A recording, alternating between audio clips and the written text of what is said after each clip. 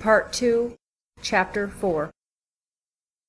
Zazimov was a tall, fat man with a puffy, colorless, clean-shaven face and straight flaxen hair. He wore spectacles and a big gold ring on his fat finger. He was 27. He had on a light gray, fashionable loose coat, light summer trousers, and everything about him loose, fashionable, and spick and span. His linen was irreproachable. His watch chain was massive. In manner he was slow, and, as it were, nonchalant, and at the same time studiously free and easy. He made efforts to conceal his self-importance, but it was apparent at every instant. All his acquaintances found him tedious, but said he was clever at his work. "I've been to you twice today, brother." "You see, he's come to himself," cried Razumihin. I see. And how do we feel now, eh?" said Zazimov to Raskolnikov, watching him carefully and sitting down at the foot of the sofa. He settled himself as comfortably as he could. "He is still depressed," Razumihin went on. "We've just changed his linen, and he almost cried."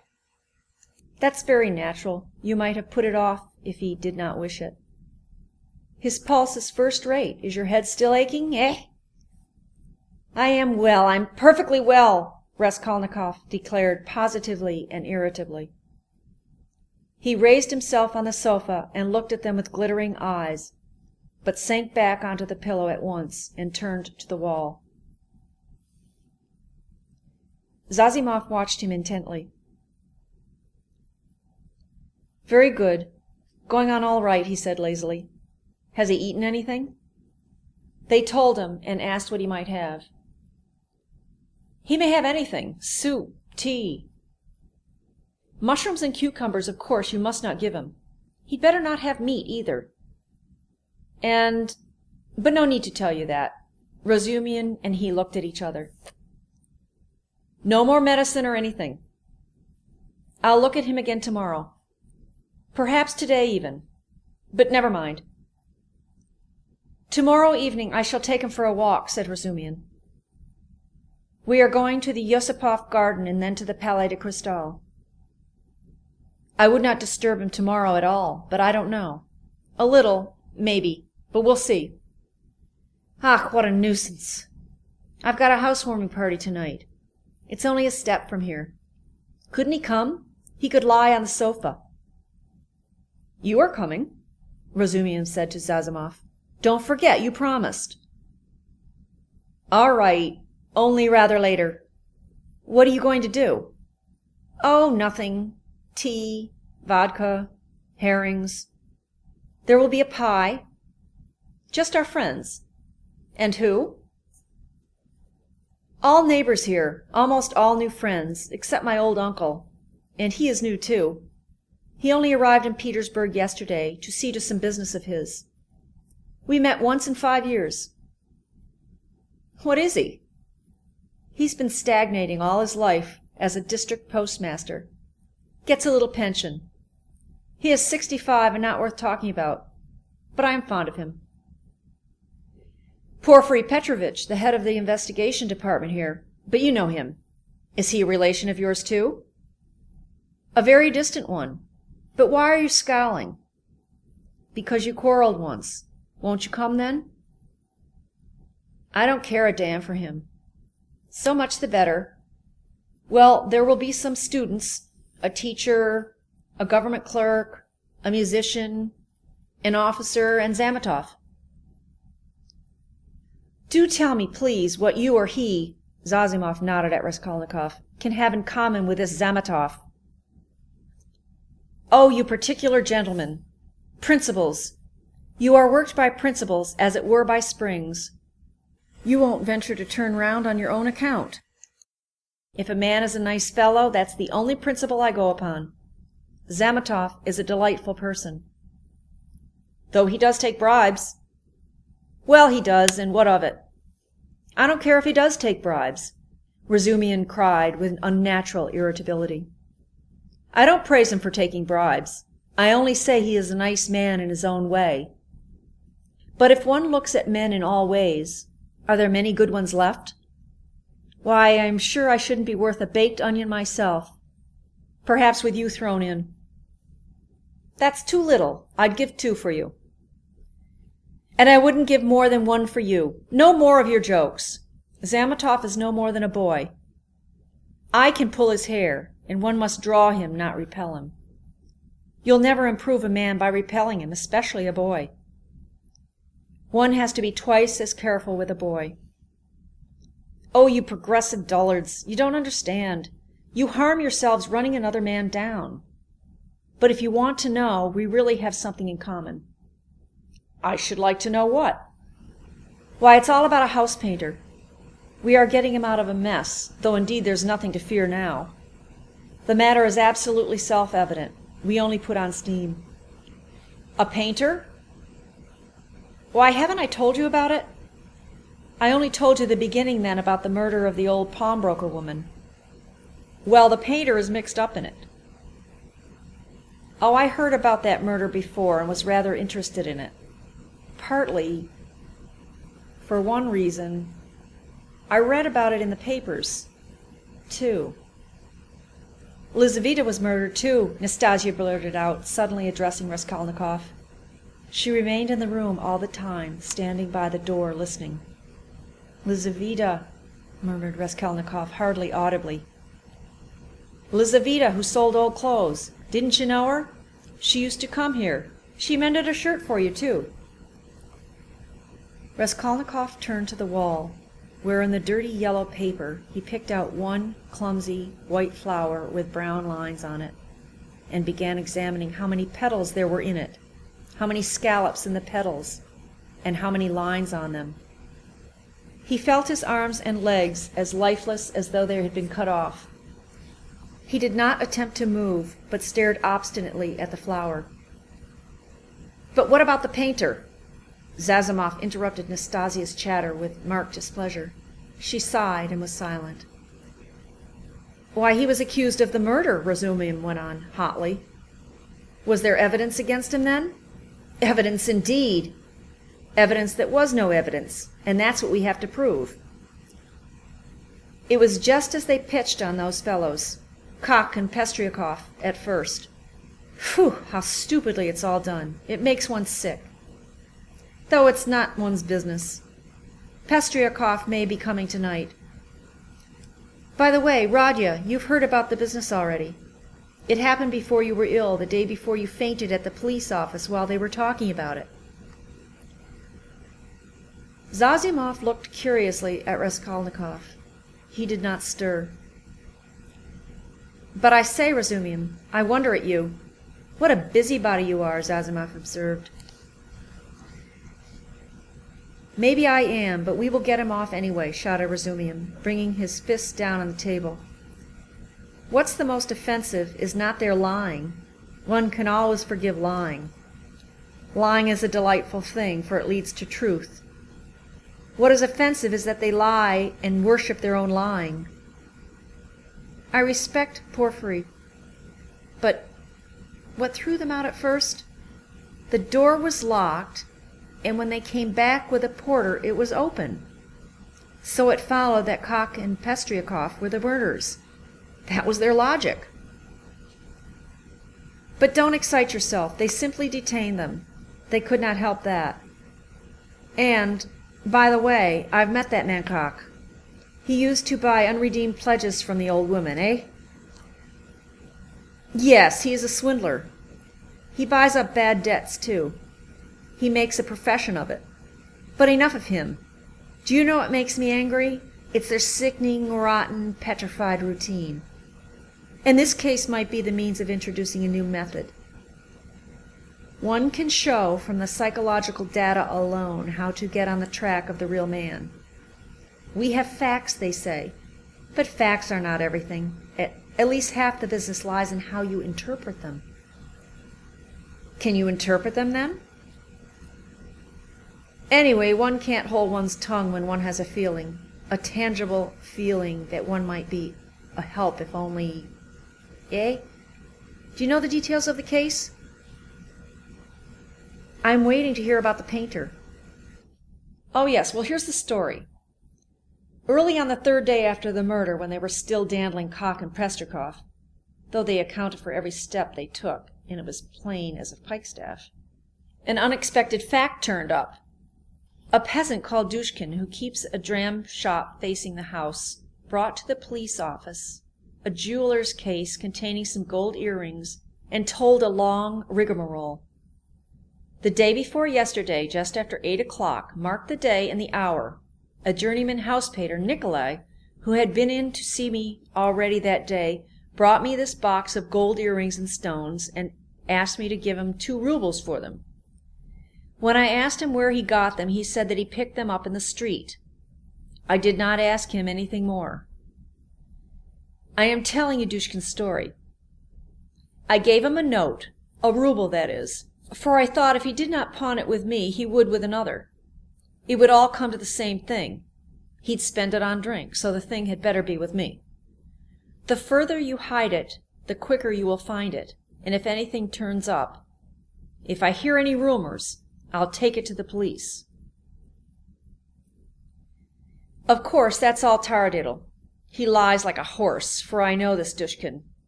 He is a pawnbroker and a receiver of stolen goods, and he did not cheat Nikolai out of a 30-ruble trinket in order to give it to the police. He was simply afraid. But no matter.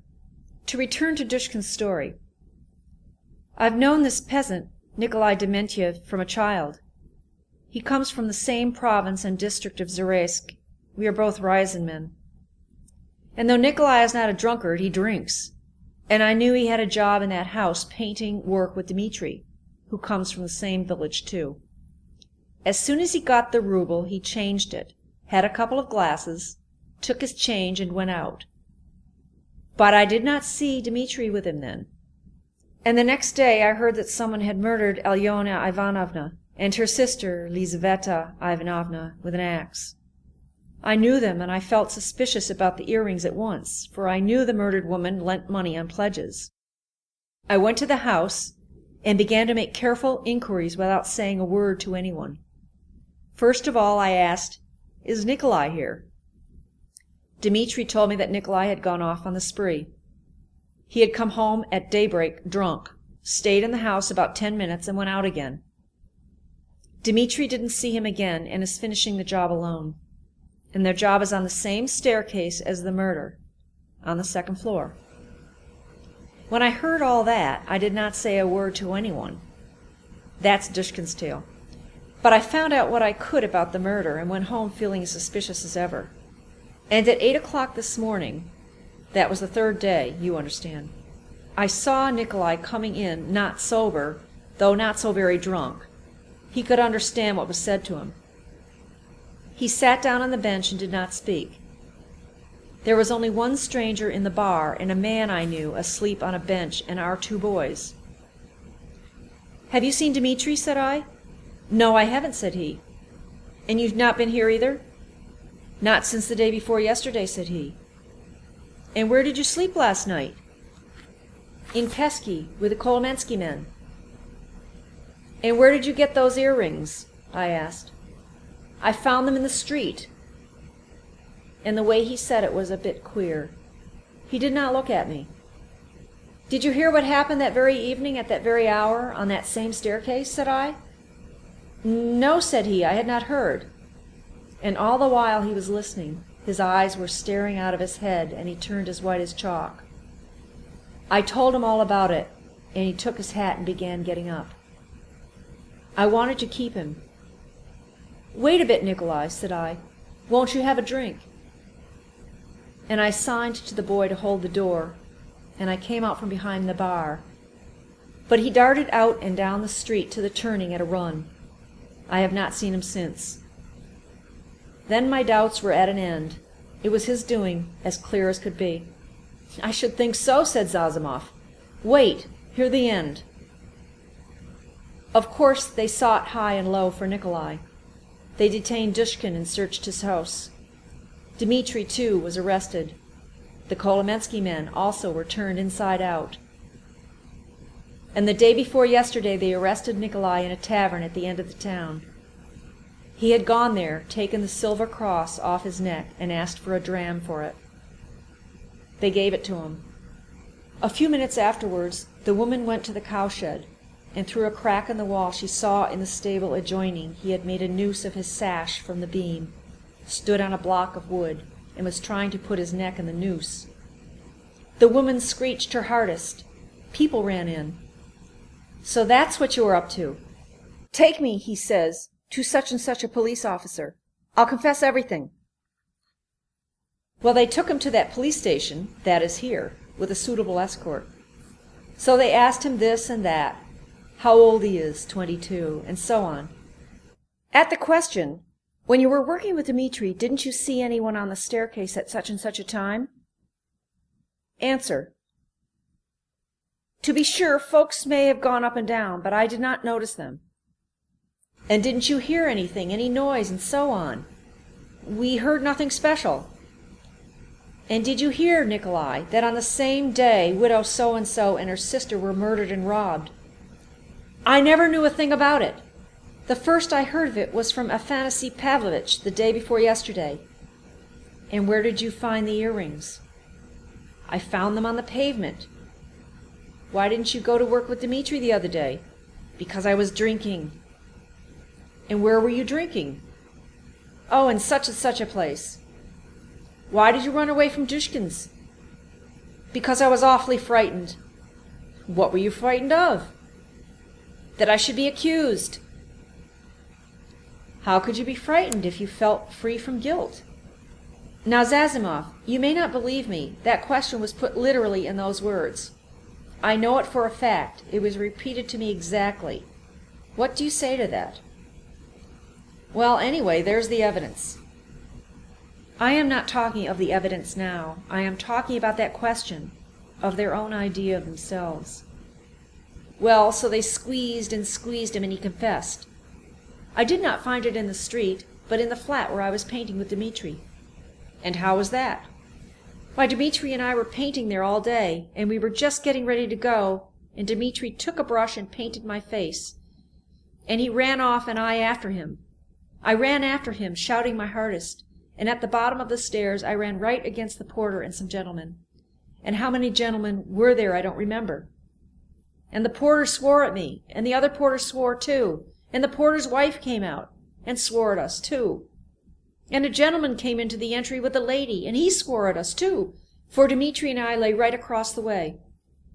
I got hold of Dmitri's hair and knocked him down and began beating him. And Dmitri, too, caught me by the hair and began beating me.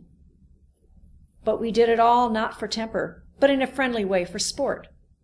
And then Dmitri escaped and ran into the street, and I ran after him. But I did not catch him and went back to the flat alone. I had to clear up my things. I began putting them together, expecting Dmitri to come, and there in the passage, in the corner by the door, I stepped on the box. I saw it lying there wrapped up in paper. I took off the paper, saw some little hooks, undid them, and in the box were the earrings. "Behind the door! Lying behind the door! Behind the door!" Raskolnikov cried suddenly, staring with a blank look of terror at Ransomr, and he slowly sat up on the sofa, leaning on his hand. "Yes. Why, what's the matter? What's wrong?" Ransomr, too, got up from his seat. "Nothing," Raskolnikov answered faintly, turning to the wall. All were silent for a while. "He must have waked from a dream," Ransomr said at last, looking inquiringly at Zazimov. The latter slightly shook his head. "Well, go on," said Zazimov. "What next?" "What next? As soon as he saw the earrings, forgetting Dmitri and everything, he took up his cap and ran to Dushkin and, as we know, got a rouble from him. He told a lie, saying he found them in the street and went off drinking. He keeps repeating his old story about the murder. I know nothing of it. Never heard of it till the day before yesterday. And why didn't you come to the police till now?" "I was frightened." "And why did you try to hang yourself?" "From anxiety." "What anxiety?" "That I should be accused of it." "Well, that's the whole story, and now what do you suppose they deduced from that?" Why, there's no supposing. There's a clue, such as it is, a fact. You wouldn't have your painter set free. And now they've simply taken him for the murder. They haven't a shadow of doubt. That's nonsense. You're excited. But what about the earrings? You must admit that if on the very same day and hour earrings from the old woman's box have come into Nikolai's hands, they must have come there somehow. That's a good deal in such a case. How did they get there? How did they get there? Cried Ransomr. How can you, a doctor, whose duty it is to study man, and who has more opportunity than anyone else for studying human nature, how can you fail to see the character of the man in the whole story? Don't you see at once that the answers he has given in the examination are the holy truth? They came into his hand precisely as he has told us. He stepped on the box and picked it up. The holy truth! But didn't he own himself that he told a lie at first? Listen to me. Listen attentively. The porter and Cock and Pestryakov, and the other porter, and the wife of the first porter, and the woman who was sitting in the porter's lodge, and the man, Kryakov, who had just got out of a cab at that minute and went in at the entry with a lady on his arm. That is 8 or 10 witnesses agree that Nikolai had Dmitri on the ground, was lying on him, beating him, while Dmitri hung on to his hair, beating him too. They lay right across the way, blocking the thoroughfare. They were sworn at on all sides, while they, like children, the very words of the witnesses, were falling over one another, squealing, fighting, and laughing with the funniest faces, and chasing one another like children. They ran into the street. Now take careful note. The bodies upstairs were warm, you understand, warm when they found them. If they, or Nikolai alone, had murdered them and broken open the boxes, or simply taken part in the robbery, allow me to ask you one question. Do their state of mind, their squeals and giggles and childish scuffing at the gate, fit in with axes, bloodshed, fiendish cunning, robbery? They'd just killed them, not 5 or 10 minutes before, for the bodies were still warm. And at once, leaving the flat open, knowing that people would go there at once, flinging away their booty, they rolled about like children, laughing and attracting general attention. And there are a dozen witnesses to swear to that. Of course it is strange. It's impossible indeed, but no, brother, no buts. And if the earrings being found in Nikolai's hands at the very day and hour of the murder constitutes an important piece of circumstantial evidence against him, although the explanation given by him accounts for it, and therefore it does not tell seriously against him, one must take into consideration the facts which prove him innocent, especially as they are facts that cannot be denied. And do you suppose, from the character of our legal system, that they will accept, or that they are in a position to accept, this fact, resting simply on a psychological impossibility, as irrefutable and conclusively breaking down the circumstantial evidence for the prosecution? No, they won't accept it. They certainly won't, because they found the jewel case and the man tried to hang himself, which he could not have done if he hadn't felt guilty. That's the point. That's what excites me. You must understand. Oh, I see you are excited. Wait a bit. I forgot to ask you, what proof is there that the box came from the old woman?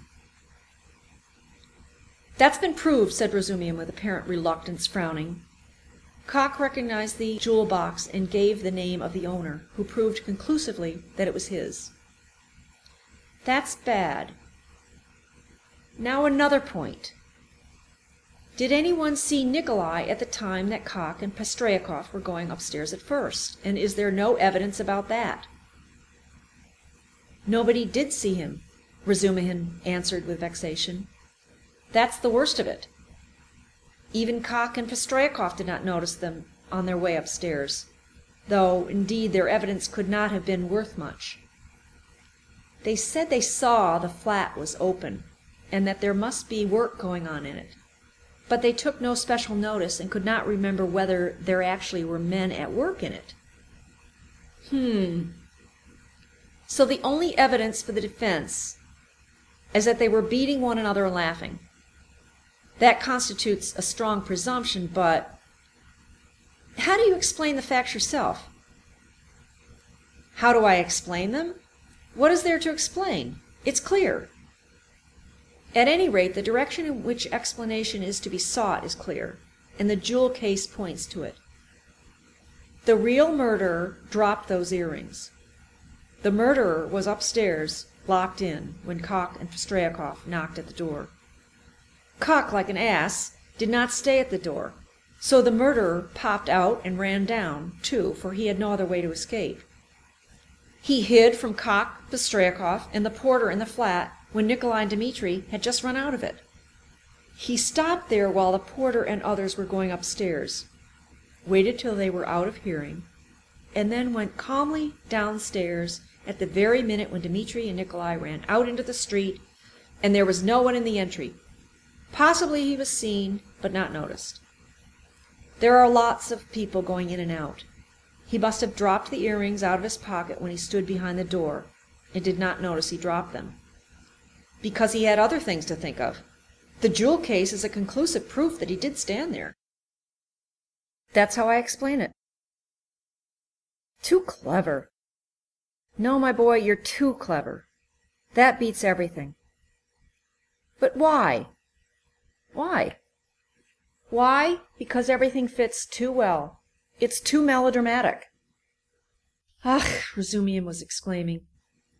But at that moment the door opened, and a personage came in who was a stranger to all present. End of Chapter 4. Book 2, Chapter 5. This was a gentleman no longer young, of a stiff and portly appearance, and a cautious and sour countenance. He began by stopping short in the doorway, staring about him with offensive and undisguised astonishment, as though asking himself what sort of place he had come to. Mistrustfully, and with an affectation of being alarmed and almost affronted, he scanned Raskolnikov's low and narrow cabin. With the same amazement he stared at Raskolnikov, who lay undressed, dishevelled, unwashed, on his miserable, dirty sofa, looking fixedly at him. Then, with the same deliberation, he scrutinized the uncouth, unkempt figure and unshaven face of Razumihin, who looked him boldly and inquiringly in the face without rising from his seat. A constrained silence lasted for a couple of minutes, and then, as might be expected, some scene-shifting took place. Reflecting, probably from certain fairly unmistakable signs that he would get nothing in this cabin by attempting to overawe them, the gentleman softened somewhat, and civilly, though with some severity, emphasizing every syllable of his question, addressed Zossimov. "Rodion Romanovich Raskolnikov, a student, or formerly a student?" Zossimov made a slight movement, and would have answered had not Razumihin anticipated him. "Here he is, lying on the sofa. What do you want?" This familiar "what do you want" seemed to cut the ground from the feet of the pompous gentleman. He was turning to Razumihin, but checked himself in time, and turned to Zossimov again. "This is Raskolnikov," mumbled Zossimov, nodding towards him. Then he gave a prolonged yawn, opening his mouth as wide as possible. Then he lazily put his hand into his waistcoat pocket, pulled out a huge gold watch in a round hunter's case, opened it, looked at it, and as slowly and lazily proceeded to put it back. Raskolnikov himself lay without speaking, on his back, gazing persistently, though without understanding, at the stranger. Now that his face was turned away from the strange flower on the paper, it was extremely pale and wore a look of anguish, as though he had just undergone an agonizing operation, or just been taken from the rack. But the newcomer gradually began to arouse his attention, then his wonder, then suspicion, and even alarm. When Zossimov said, "This is Raskolnikov," he jumped up quickly, sat on the sofa, and with an almost defiant but weak and breaking voice articulated, "Yes, I am Raskolnikov. What do you want?" The visitor scrutinized him and pronounced impressively, "Pyotr Petrovitch Luzhin. I believe I have reason to hope that my name is not wholly unknown to you?" But Raskolnikov, who had expected something quite different, gazed blankly and dreamily at him, making no reply, as though he heard the name of Pyotr Petrovitch for the first time. "Is it possible that you can up to the present have received no information?" asked Pyotr Petrovitch, somewhat disconcerted. In reply Raskolnikov sank languidly back on the pillow, put his hands behind his head, and gazed at the ceiling. A look of dismay came into Luzhin's face. Zossimov and Razumihin stared at him more inquisitively than ever, and at last he showed unmistakable signs of embarrassment. "I had presumed and calculated," he faltered, "that a letter posted more than 10 days, if not a fortnight ago." "I say, why are you standing in the doorway?" Razumihin interrupted suddenly. "If you've something to say, sit down. Nastasia and you are so crowded. Nastasia, make room. Here's a chair. Thread your way in." He moved his chair back from the table, made a little space between the table and his knees, and waited in a rather cramped position for the visitor to thread his way in.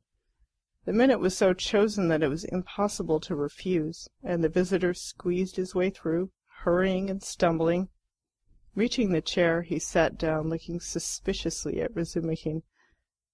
"No need to be nervous," the latter blurted out. "Rhode has been ill for the last 5 days and delirious for 3, but now he's recovering and has got an appetite. This is his doctor who has just had a look at him. I'm a comrade of Rhode's, like him, formerly a student, and now I'm nursing him, so don't you take any notice of us, but go on with your business." "Thank you. But shall I not disturb the invalid by my presence and conversation?" Pyotr Petrovitch asked of Zossimov. "No," mumbled Zossimov. "You may amuse him." He yawned again.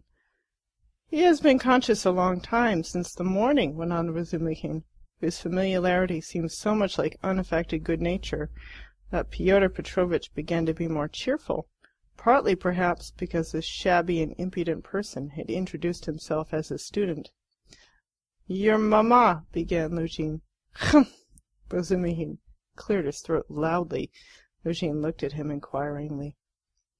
"That's all right, go on." Luzhin shrugged his shoulders. "Your mamma had commenced a letter to you while I was sojourning in her neighbourhood. On my arrival here I purposely allowed a few days to elapse before coming to see you, in order that I might be fully assured that you were in full possession of the tidings. But now, to my astonishment—" I know!" Raskolnikov cried suddenly with impatient vexation. "So you are the fiancé! I know, and that's enough."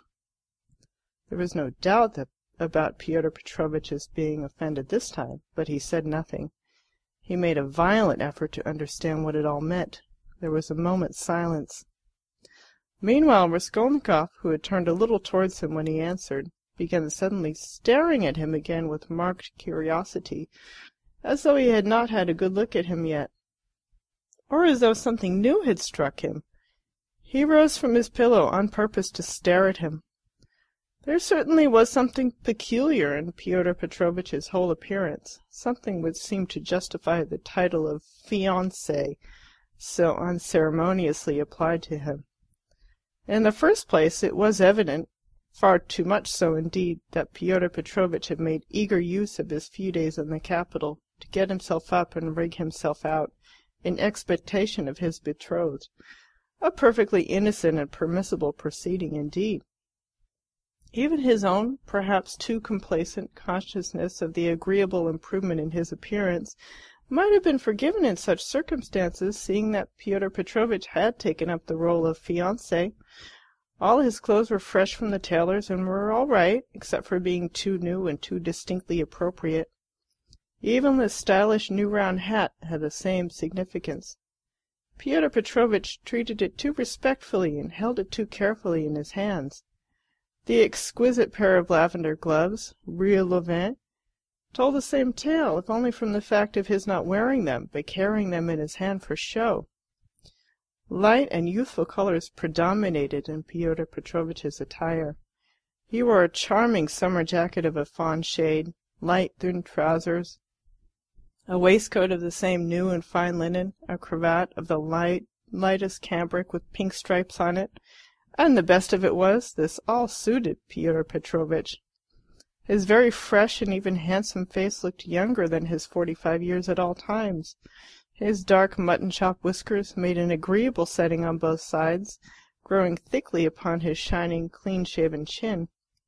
Even his hair, touched here and there with grey, though it had been combed and curled at a hairdresser's, did not give him a stupid appearance, as curled hair usually does, by inevitably suggesting a German on his wedding day. If there really was something unpleasing and repulsive in his rather good-looking and imposing countenance, it was due to quite other causes. After scanning Mr. Luzhin unceremoniously, Raskolnikov smiled malignantly, sank back on the pillow, and stared at the ceiling as before. But Mr. Luzhin hardened his heart and seemed to determine to take no notice of their oddities. "I feel the greatest regret at finding you in this situation," he began, again breaking the silence with an effort. "If I had been aware of your illness, I should have come earlier.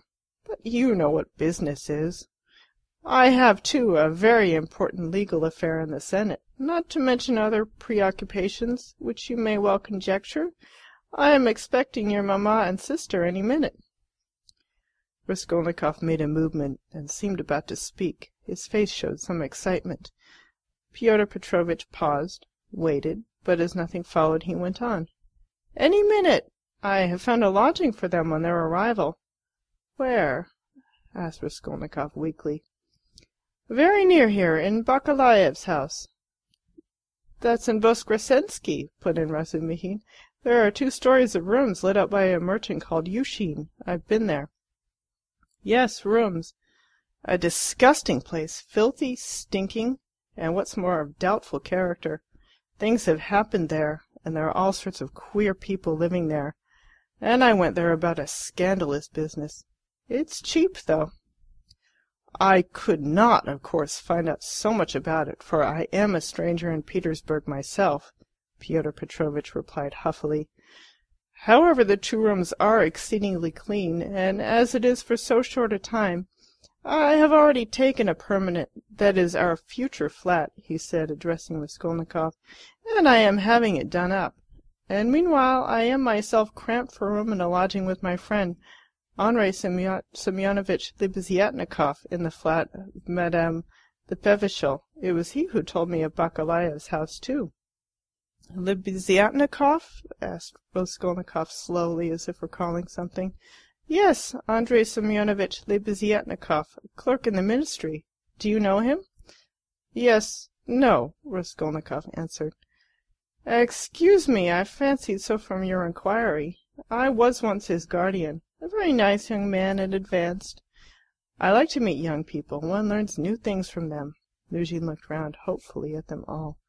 "How do you mean?" asked Razumihin. "In the most serious and essential matters," Pyotr Petrovitch replied, as though delighted at the question. "You see, it's 10 years since I visited Petersburg. All the novelties, reforms, ideas have reached us in the provinces, but to see it all more clearly one must be in Petersburg. And it's my notion that you observe and learn most by watching the younger generation. And I confess I am delighted." "At what?" "Your question is a wide one. I may be mistaken, but I fancy I find clearer views, more, so to say, criticism, more practicality." "That's true," Zossimov let drop. "Nonsense! There's no practicality." Razumihin flew at him. "Practicality is a difficult thing to find. It does not drop down from heaven. And for the last 200 years we have been divorced from all practical life. Ideas, if you like, are fermenting," he said to Pyotr Petrovitch, "and desire for good exists, though it's in a childish form, and honesty you may find, although there are crowds of brigands. Anyway, there's no practicality. Practicality goes well shod." "I don't agree with you," Pyotr Petrovitch replied with evident enjoyment. Of course people do get carried away and make mistakes, but one must have indulgence. Those mistakes are merely evidence of enthusiasm for the cause and of abnormal external environment. If little has been done, the time has been but short. Of means I will not speak. It's my personal view, if you care to know, that something has been accomplished already. New valuable ideas, new valuable works are circulating in the place of our old dreamy and romantic authors. Literature is taking a maturer form. Many injurious prejudices have been rooted up and turned into ridicule. In a word, we have cut ourselves off irrevocably from the past, and that, to my thinking, is a great thing. He's learnt it by heart to show off, Raskolnikov pronounced suddenly. What? Asked Pyotr Petrovitch, not catching his words, but he received no reply. That's all true, Zossimov hastened to interpose. Isn't it so? Pyotr Petrovitch went on, glancing affably at Zossimov. You must admit, he went on, addressing Razumihin with a shade of triumph and superciliousness, he almost added, young man, that there is an advance, or, as they say now, progress in the name of science and economic truth. A commonplace. No, not a commonplace. Hitherto, for instance, if I were told, love thy neighbour, what came of it? Pyotr Petrovitch went on, perhaps with excessive haste. It came to my tearing my coat in half to share with my neighbour, and we both were left half naked. As a Russian proverb has it, catch several hares and you won't catch one. Science now tells us, love yourself before all men, for everything in the world rests on self-interest. You love yourself and manage your own affairs properly, and your coat remains whole. Economic truth adds that better private affairs are organized in society, the more whole coats, so to say. The firmer are its foundations, and the better is the common welfare organized too. Therefore, in acquiring wealth solely and exclusively for myself, I am acquiring, so to speak, for all, and helping to bring to pass my neighbour's getting a little more than a torn coat. And that not from private, personal liberality, but as a consequence of the general advance. The idea is simple, but unhappily it has been a long time reaching us, being hindered by idealism and sentimentality, and yet it would seem to want very little wit to perceive it. Excuse me, I have very little wit myself, Razumihin cut in sharply, and so let us drop it. I began this discussion with an object, but I've grown so sick during the last 3 years of this chattering to amuse oneself, of this incessant flow of commonplaces, always the same, that, by Jove, I blush even when other people talk like that. You are in a hurry, no doubt, to exhibit your acquirements, and I don't blame you. That's quite pardonable. I only wanted to find out what sort of man you are, for so many unscrupulous people have got hold of the progressive cause of late, and have so distorted in their own interest everything they touch, that the whole cause has been dragged in the mire. That's enough. Excuse me, sir, said Lugin, affronted and speaking with excessive dignity. Do you mean to suggest so unceremoniously that I too— Oh, my dear sir, how could I? Come, that's enough, Razumihin concluded, and he turned abruptly to Zossimov to continue their previous conversation. Pyotr Petrovitch had the good sense to accept the disavowal. He made up his mind to take leave in another minute or two. I trust our acquaintance, he said, addressing Raskolnikov, may, upon your recovery, and in view of the circumstances of which you are aware, become closer. Above all, I hope for your return to health. Raskolnikov did not even turn his head. Pyotr Petrovitch began getting up from his chair. One of her customers must have killed her, Zossimov declared positively. Not a doubt of it, replied Razumihin. Porphyry doesn't give his opinion, but is examining all who have left pledges with her there. Examining them? Raskolnikov asked aloud. Yes. What then? Nothing. How does he get hold of them? Asked Zossimov. Cook has given the names of some of them, other names are on the wrappers of the pledges, and some have come forward of themselves. It must have been a cunning and practised ruffian. The boldness of it, the coolness. That's just what it wasn't, interposed Razumihin. That's what throws you all off the scent. But I maintain that he is not cunning, not practice, and probably this was his first crime. The supposition that it was a calculated crime and a cunning criminal doesn't work. Suppose him to have been inexperienced, and it's clear that it was only a chance that saved him. And chance may do anything. Why, he did not foresee obstacles, perhaps. And how did he set to work? He took jewels worth 10 or 20 roubles, stuffing his pockets with them, ransacked the old woman's trunks, her rags, and they found 1,500 roubles, besides notes, in a box in the top drawer of the chest. He did not know how to rob, he could only murder. It was his first crime, I assure you, his first crime. He lost his head, and he got off more by luck than good counsel. You were talking of the murder of the old pawnbroker, I believe? Pyotr Petrovitch put in, addressing Zossimov. He was standing, hat and gloves in hand, but before departing he felt disposed to throw off a few more intellectual phrases. He was evidently anxious to make a favourable impression, and his vanity overcame his prudence. Yes, you've heard of it? Oh, yes, being in the neighbourhood. Do you know the details? I can't say that, but another circumstance interests me in the case, the whole question, so to say. Not to speak of the fact that crime has been greatly on the increase among the lower classes during the last 5 years, not to speak of the cases of robbery and arson everywhere. What strikes me as the strangest thing is that in the higher classes, too, crime is increasing proportionately. In one place one hears of students robbing the mail on the high road, and in another place people of good social position forge false banknotes.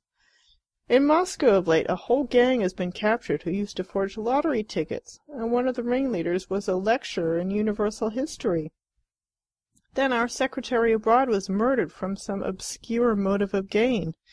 And if this old woman, the pawnbroker, has been murdered by someone of a higher class in society, for peasants don't pawn gold trinkets, how are we to explain this demoralization of the civilized part of our society? There are many economic changes, put in Zossimov. How are we to explain it? Razumihin caught him up. It might be explained by our inveterate impracticality. How do you mean?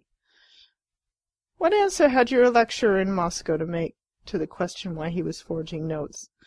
Everybody is getting rich one way or another, so I want to make haste to get rich too. I don't remember the exact words, but the upshot was that he wants money for nothing, without waiting or working. We've grown used to having everything ready-made, to walking on crutches, to having our food chewed for us. Then the great hour struck, and every man showed himself in his true colours. But morality, and, so to speak, principles? Why do you worry about it? Raskolnikov interposed suddenly. It's in accordance with your theory. In accordance with my theory? Why, carry out logically the theory you were advocating just now, and it follows that people may be killed. Upon my word! Cried Luzhin. Oh, that's not so, put in Zossimov. Raskolnikov lay with a white face and twitching upper lip, breathing painfully. There's a measure in all things, Luzhin went on superciliously. Economic ideas are not an incitement to murder, and one has but to suppose. And is it true? Raskolnikov interposed, once more suddenly, again in a voice quivering with fury and delight in insulting him. Is it true that you told your fiancée, within an hour of her acceptance, that what pleased you most was that she was a beggar, because it was better to raise a wife from poverty, so that you may have complete control over her, and reproach her with your being her benefactor? Upon my word, Luzhin cried wrathfully and irritably, crimson with confusion. To distort my words in this way? Excuse me, allow me to assure you that the report which has reached you, or rather, let me say, has been conveyed to you, has no foundation in truth. And I suspect who, in a word, this arrow, in a word, your mamma. She seemed to me in other things, with all her excellent qualities, of a somewhat high-flown and romantic way of thinking. But I was 1,000 miles from supposing that she would misunderstand and misrepresent things in so fanciful a way. And indeed, I tell you what, cried Raskolnikov, raising himself on his pillow and fixing his piercing, glittering eyes upon him. I tell you what. What? Eugene stood still, waiting with a defiant and offended face. Silence lasted for some seconds. Why, if ever again you dare to mention a single word about my mother, I shall send you flying downstairs. What's the matter with you?" cried Razumihin. "So that's how it is?" Luzhin turned pale and bit his lip. "Let me tell you, sir," he began deliberately, doing his utmost to restrain himself, but breathing hard. "At the first moment I saw you, you were ill disposed to me, but I remained here on purpose to find out more. I could forgive a great deal in a sick man and a connection, but you, never after this." "I am not ill," cried Raskolnikov. "So much the worse. Go to hell." But Luzhin was already leaving without finishing his speech, squeezing between the table and the chair. Razumihin got up this time to let him pass. Without glancing at anyone, and not even nodding to Zossimov, who had for some time been making signs to him to let the sick man alone, he went out, lifting his hat to the level of his shoulders to avoid crushing it as he stooped to go out of the door. And even the curve of his spine was expressive of the horrible insult he had received. "How could you? How could you?" Razumihin said, shaking his head in perplexity. "Let me alone, all of you!" Raskolnikov cried in a frenzy. "Will you ever leave off tormenting me? I am not afraid of you. I am not afraid of any one now."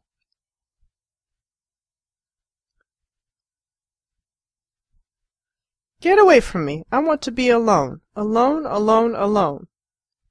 "Come along," said Zossimov, nodding to Razumihin. "But we can't leave him like this." "Come along," Zossimov repeated insistently, and he went out.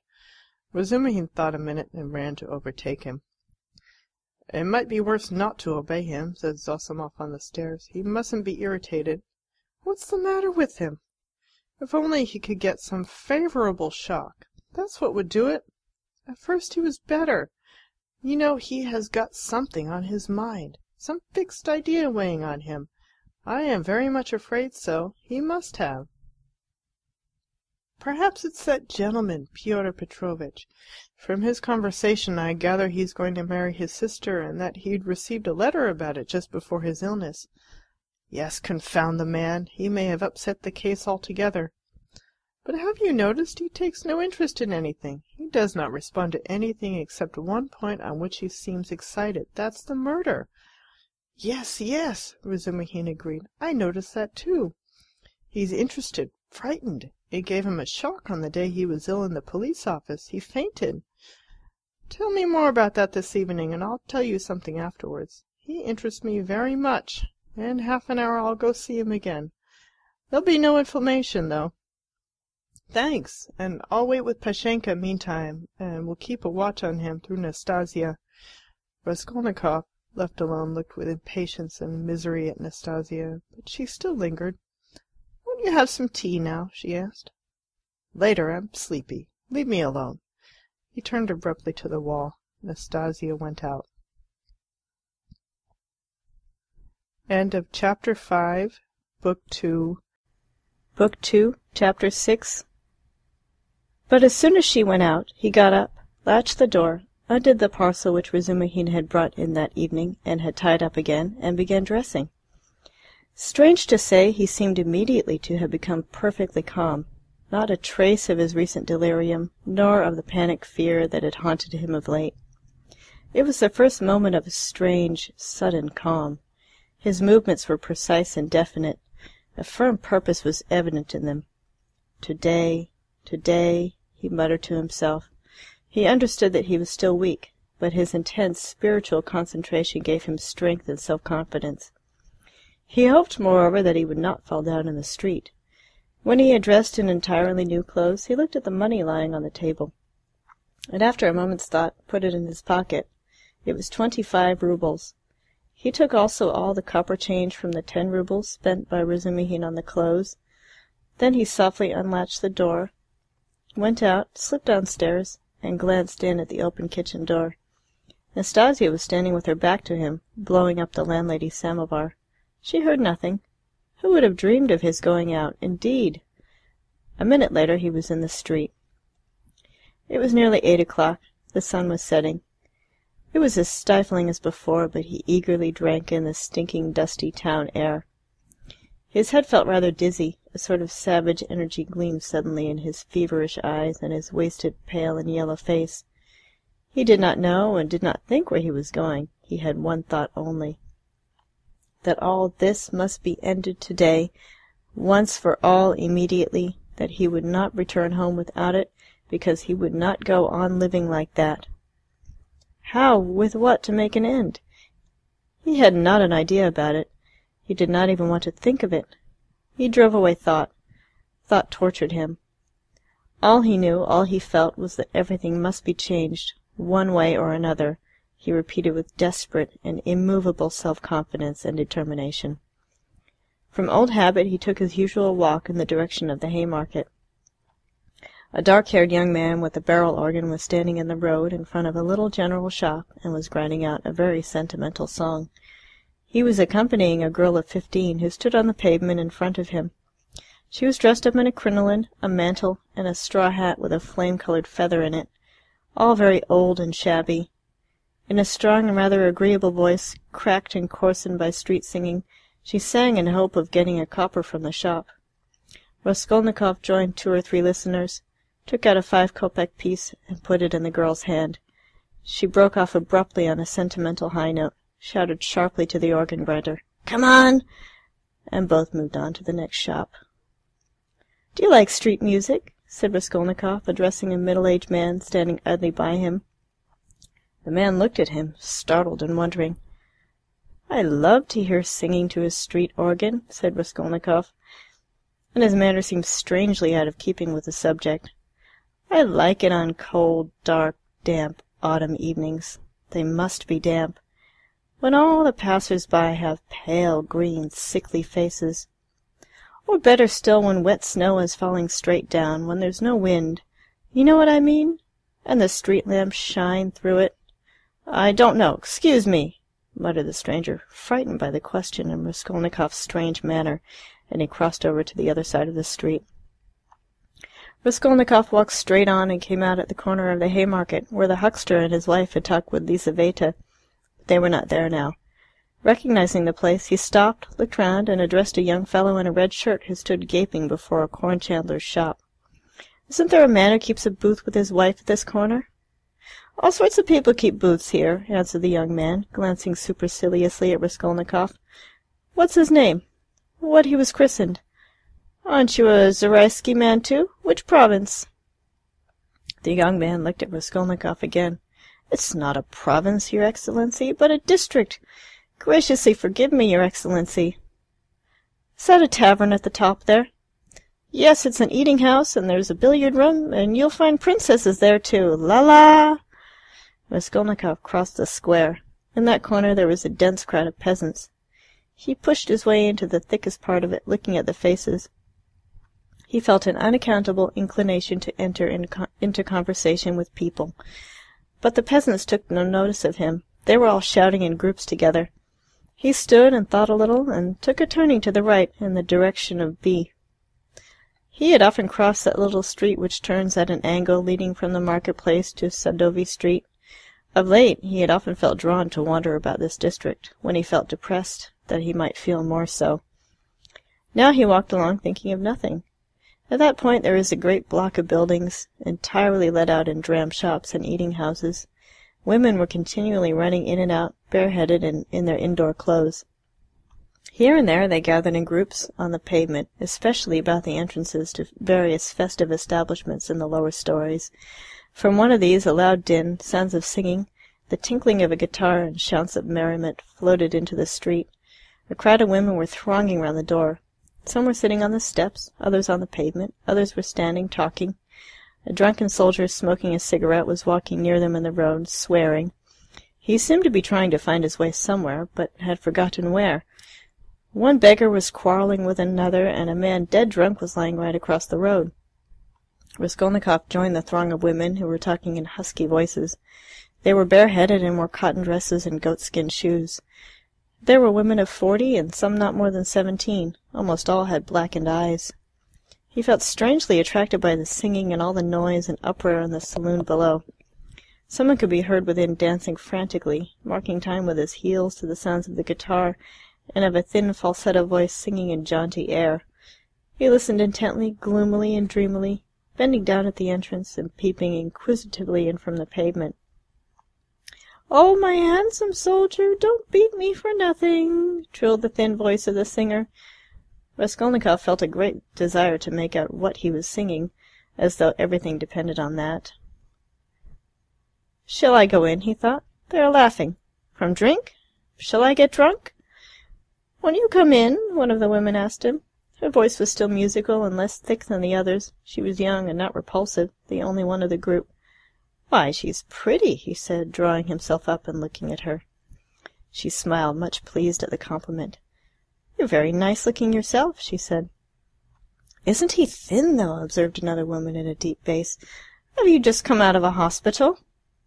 "They're all generals' daughters, it seems, but they all have snub noses," interposed a tipsy peasant with a sly smile on his face, wearing a loose coat. "See how jolly they are. Go along with you. I'll go, sweetie," and he darted down into the saloon below. Raskolnikov moved on. "I say, sir," the girl shouted after him. "What is it?" She hesitated. "I'll always be pleased to spend an hour with you, kind gentlemen, but now I feel shy. Give me 6 kopecks for a drink. There's a nice young man." Raskolnikov gave her what came first, 15 kopecks. "Ah, what a good-natured gentleman." "What's your name?" "Ask for Duclida." "Well, that's too much," one of the women observed, shaking her head at Duclida. "I don't know how you can ask like that. I believed I should drop with shame." Raskolnikov looked curiously at the speaker. She was a pock-marked wench of 30, covered with bruises, with her upper lip swollen. She made her criticism quietly and earnestly. "Where is it?" thought Raskolnikov. "Where is it? I have read that someone condemned to death says or thinks, an hour before his death, that if he had to live on some high rock, on such a narrow ledge, that he'd only room to stand, and the ocean, everlasting darkness, everlasting solitude, everlasting tempest around him.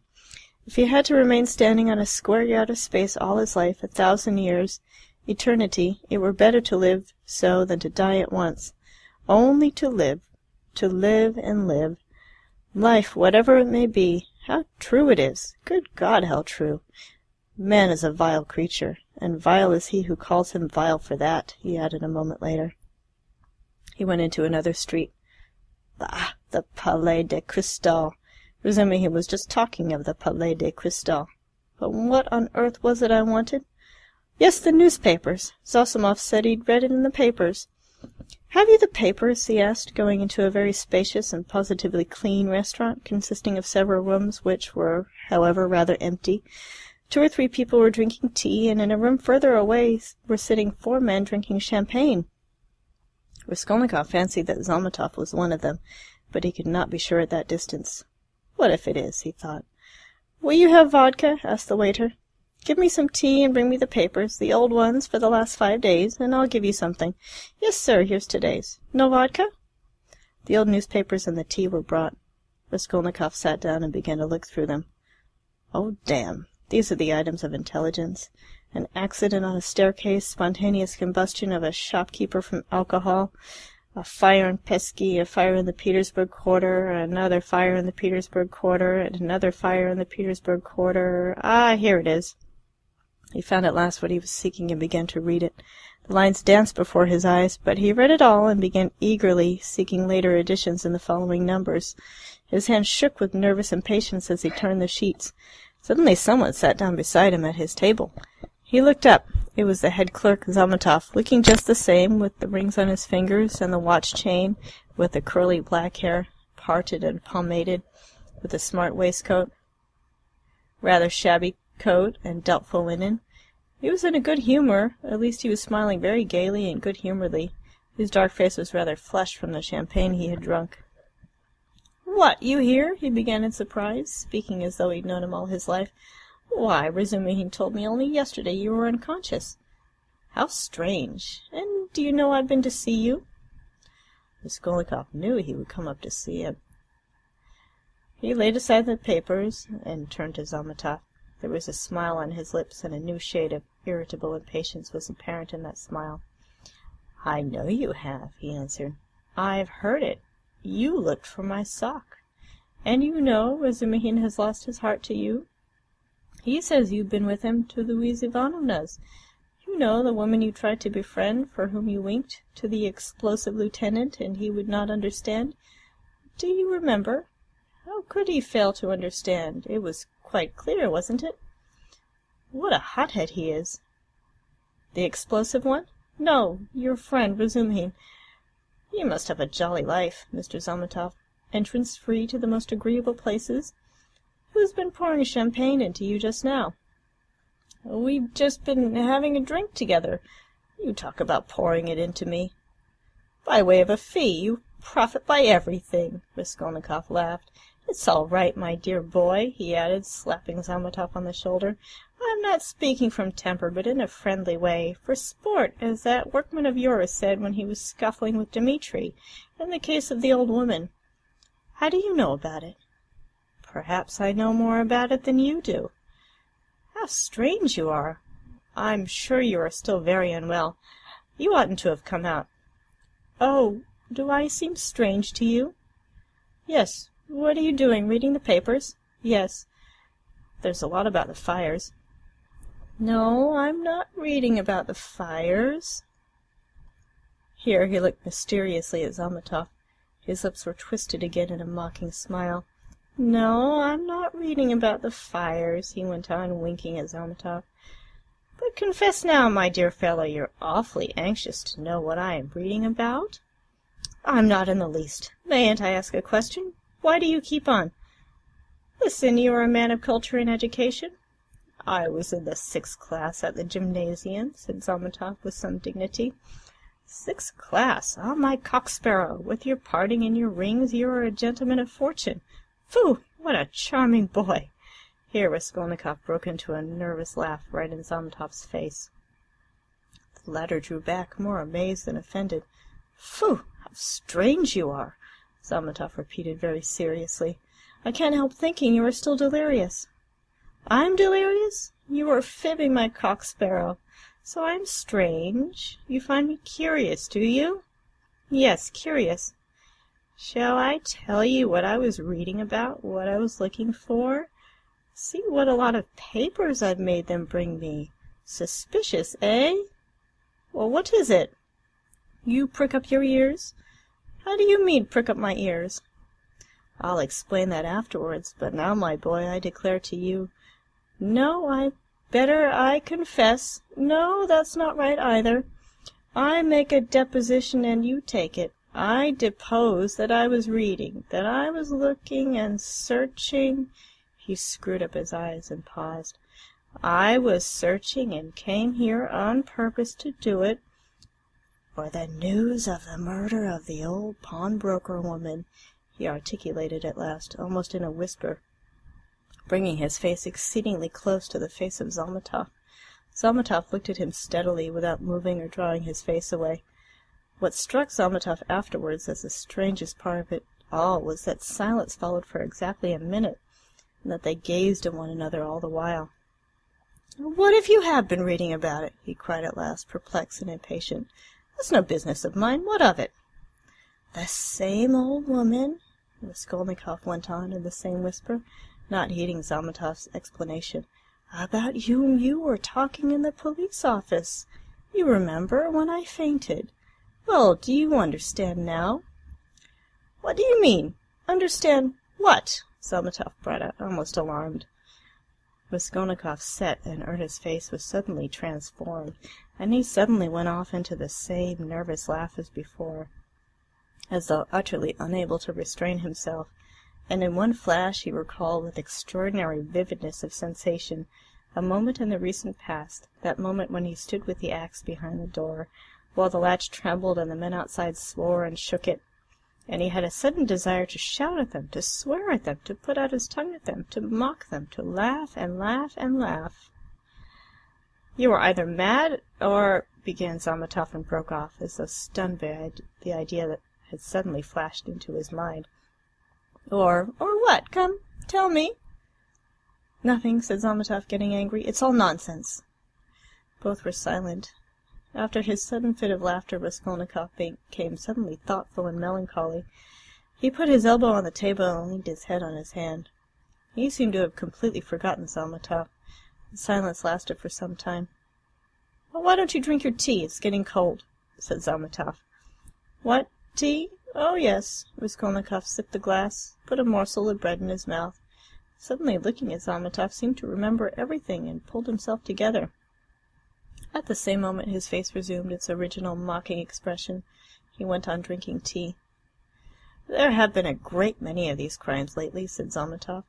"Only the other day I read in the Moscow News that a whole gang of false coiners had been caught in Moscow. It was a regular society. They used to forge tickets." "Oh, but it was a long time ago. I read about it a month ago," Raskolnikov answered calmly. "So you consider them criminals?" he added, smiling. "Of course they're criminals." "They? They're children, simpletons, not criminals. Why 100 people meeting for such an object? What an idea! 3 would be too many, and then they want to have more faith in one another than in themselves. One has only to blab in his cups, and it all collapses. Simpletons! They engage untrustworthy people to change the notes. What a thing to trust to a casual stranger! Well, let us suppose that these simpletons succeed, and each makes 1,000,000, and what follows for the rest of their lives? Each is dependent on the others for the rest of his life. Better hang oneself at once. And they did not know how to change the notes either. The man who changed the notes took 5,000 roubles, and his hands trembled. He counted the first 4,000, but did not count the 5,000. He was in such a hurry to get the money into his pocket and run away.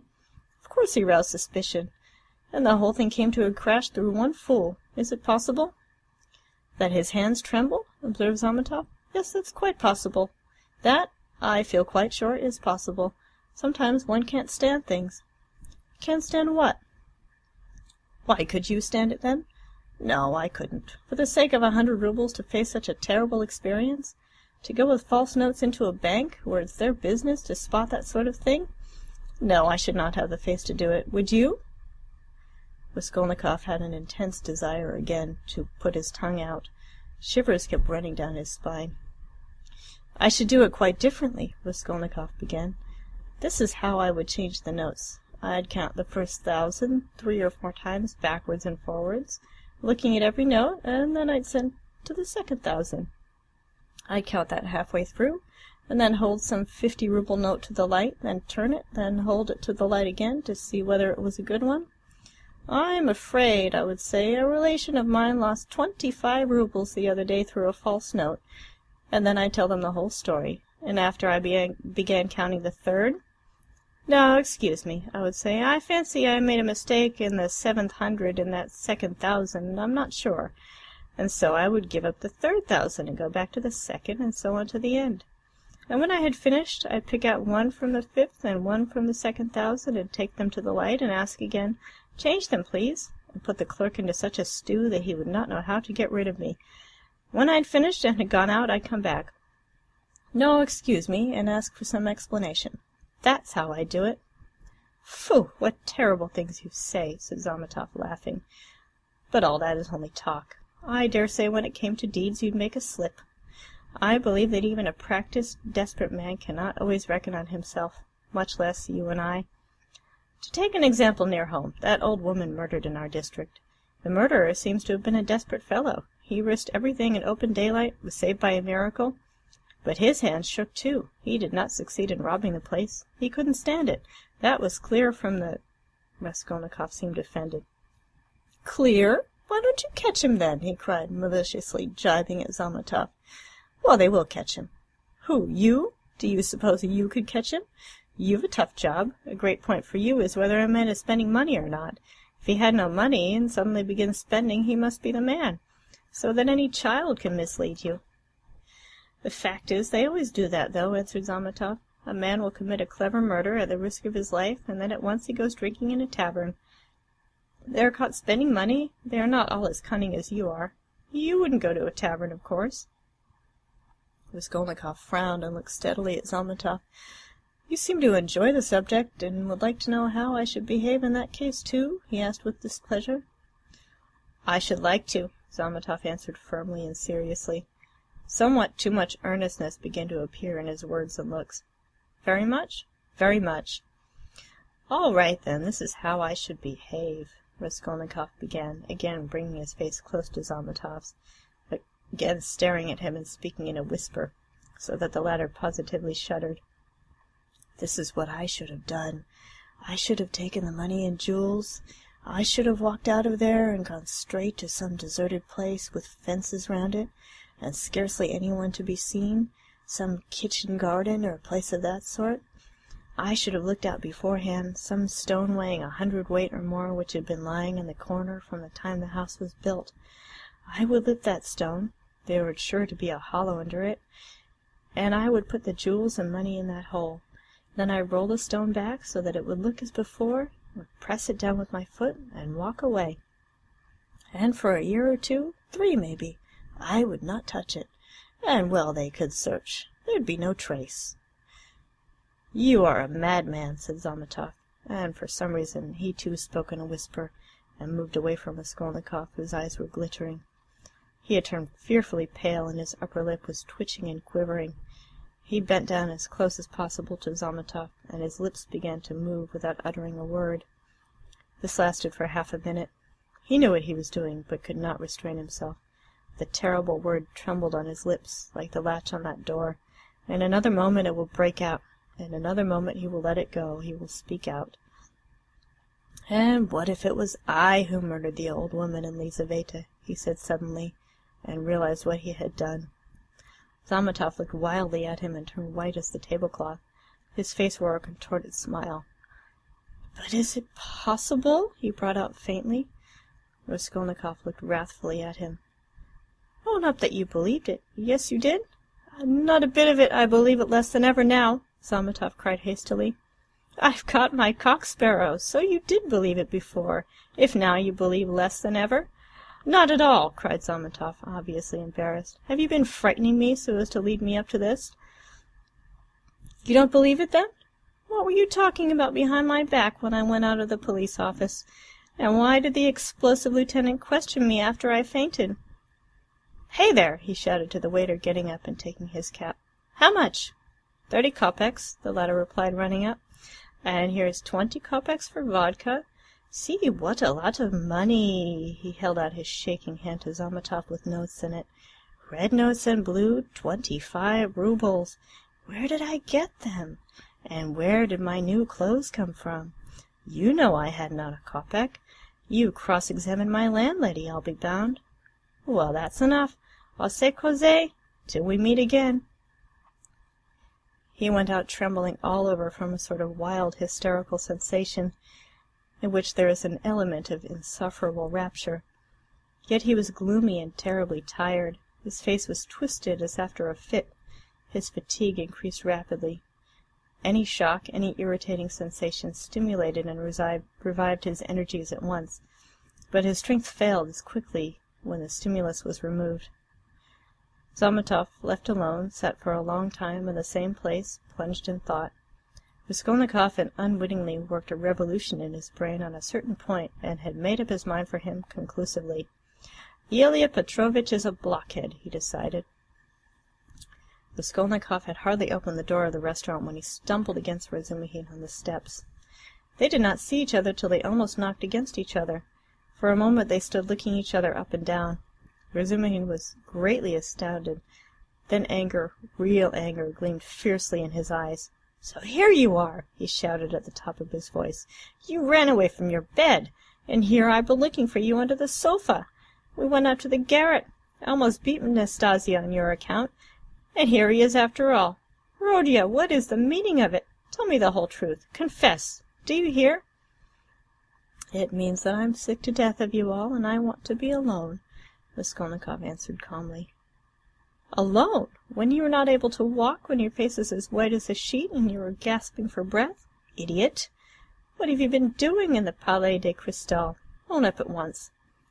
"Let me go," said Raskolnikov, and tried to pass him. This was too much for Razumihin. He grabbed him firmly by the shoulder. "Let you go? You dare tell me to let you go? Do you know what I'll do with you directly? I'll pick you up, tie you up in a bundle, carry you home under my arm, and lock you up." "Listen, Razumihin," Raskolnikov began quietly, apparently calm. "Can't you see that I don't want your benevolence? A strange desire you have to shower benefits on a man who curses them, who feels them a burden, in fact.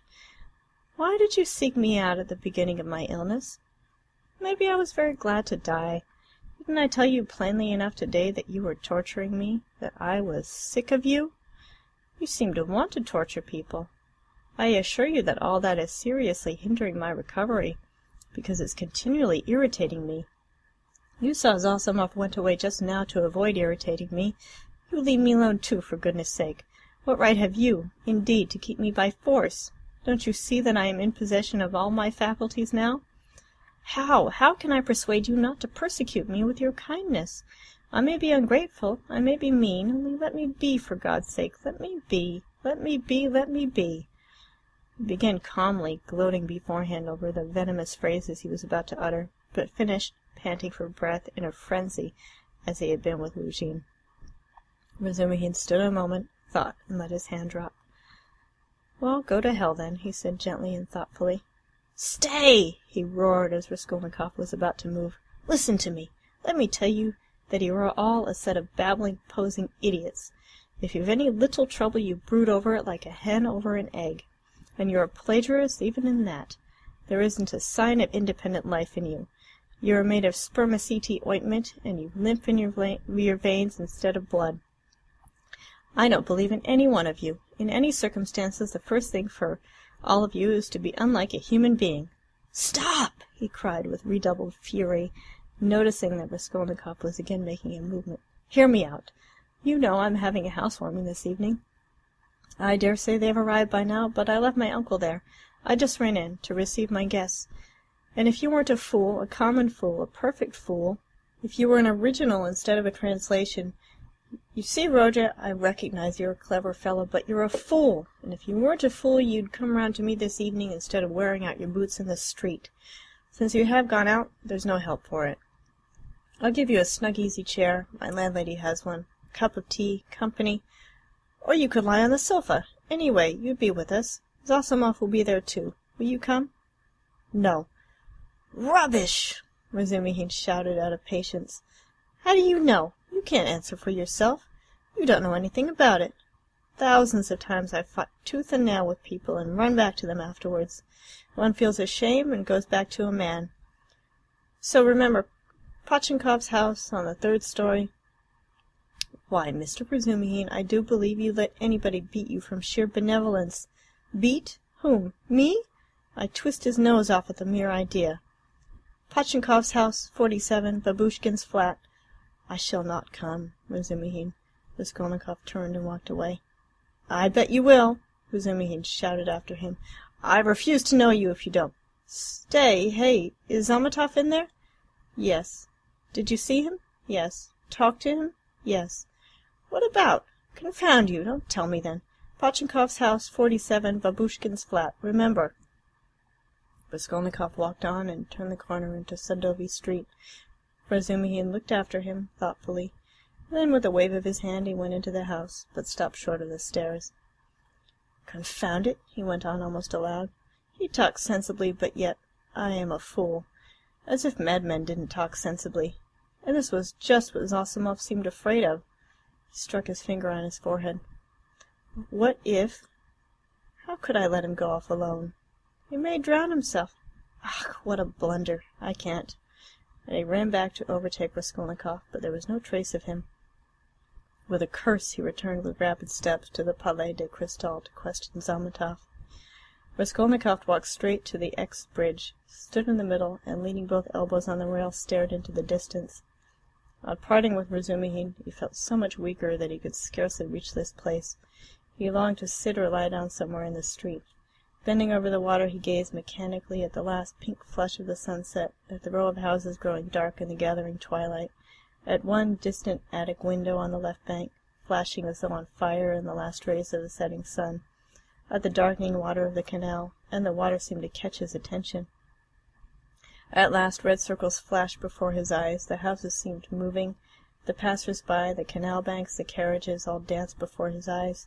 Suddenly he started, saved again perhaps from swooning by an uncanny and hideous sight. He became aware of someone standing on the right side of him.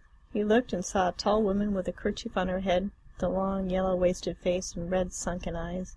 She was looking straight at him, but obviously she saw nothing and recognized no one. Suddenly she leaned her right hand on the parapet, lifted her right leg over the railing, then her left, threw herself into the canal. The filthy water parted and swallowed up its victim for a moment, but an instant later the drowning woman floated to the surface, moving slowly with the current, her head and legs in the water, her skirt inflated like a balloon over her back. "A woman drowning! A woman drowning!" shouted dozens of voices. People ran up. Both banks were thronged with spectators. On the bridge people crowded about Raskolnikov, pressing up behind him. "Mercy on it! It's our Afrosinia!" a woman cried tearfully close by. "Mercy! Save her, kind people! Pull her out!" "A boat! A boat!" was shouted in the crowd. There was no need of a boat. A policeman ran down the step to the canal, threw off his greatcoat and his boots, and rushed into the water. It was easy to reach her. She floated within a couple of yards from the steps. He caught hold of her clothes with his right hand, and with his left seized a pole which a comrade held out to him. The drowning woman was pulled out at once. They laid her on the granite pavement of the embankment. She soon recovered consciousness, raised her head, sat up, and began sneezing and coughing, stupidly wiping her wet dress with her hands. She said nothing. "She's drunk herself out of her senses," the same woman's voice wailed at her side. "Out of her senses. The other day she tried to hang herself. Cut her down. I ran out to the shop just now, left my little girl to look after her, and here she's in trouble again. A neighbor, gentlemen, a neighbor, we live close by, the second house from the end, see yonder." The crowd broke up. The police still remained round the woman. Someone mentioned the police station. Raskolnikov looked on with a strange sensation of indifference and apathy. He felt disgusted. "No, that's loathsome. Water. It's not good enough," he muttered to himself. "Nothing will come of it," he added. "No use to wait. What about the police office? And why isn't Zametov at the police office?" "The police office is open till 10 o'clock." He turned his back to the railing and looked about him. "Very well, then," he said resolutely. He moved from the bridge and walked in the direction of the police office. His heart felt hollow and empty. He did not want to think. Even his depression had passed. There was not a trace now of the energy with which he had set out to make an end of it all. Complete apathy had succeeded to it. "Well, it's a way out of it," he thought, walking slowly and listlessly along the canal bank. "Anyway, I'll make an end, for I want to. But is it a way out? What does it matter? There'll be the square yard of space. Ha! But what an end! Is it really the end? Shall I tell them or not? Ah, damn, how tired I am. If I could find somewhere to sit or lie down soon. What I am most ashamed of is its being so stupid. But I don't care about that either. What idiotic ideas come into one's head." To reach the police office he had to go straight forward and take the second turning to the left. It was only a few paces away. But at the first turning he stopped, and after a minute's thought turned into a side street and went 2 streets out of his way. Possibly without any object, or possibly to delay a minute and gain time. He walked, looking at the ground. Suddenly someone seemed to whisper in his ear. He lifted his head and saw that he was standing at the very gate of the house. He had not passed it. He had not been near it since that evening. An overwhelming, unaccountable prompting drew him on. He went into the house, passed through the gateway, then into the first entrance on the right, and began mounting the familiar staircase to the 4th story. The narrow, steep staircase was very dark. He stopped at each landing and looked round him with curiosity.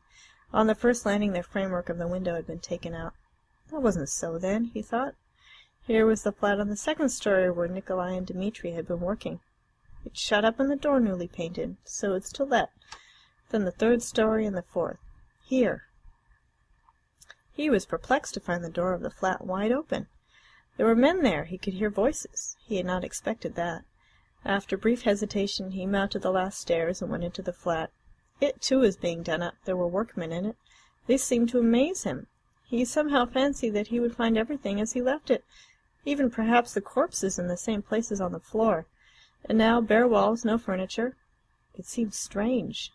He walked to the window and sat down on the window-sill. There were 2 workmen, both young fellows, but one much younger than the other. They were papering the walls with a new white paper covered with lilac flowers instead of the old dirty yellow one. Raskolnikov for some reason felt horribly annoyed by this. He looked at the new paper with dislike, as though he felt sorry to have it all so changed. The workmen had obviously stayed beyond their time, and now they were hurriedly rolling up their paper and getting ready to go home. They took no notice of Raskolnikov's coming in. They were talking.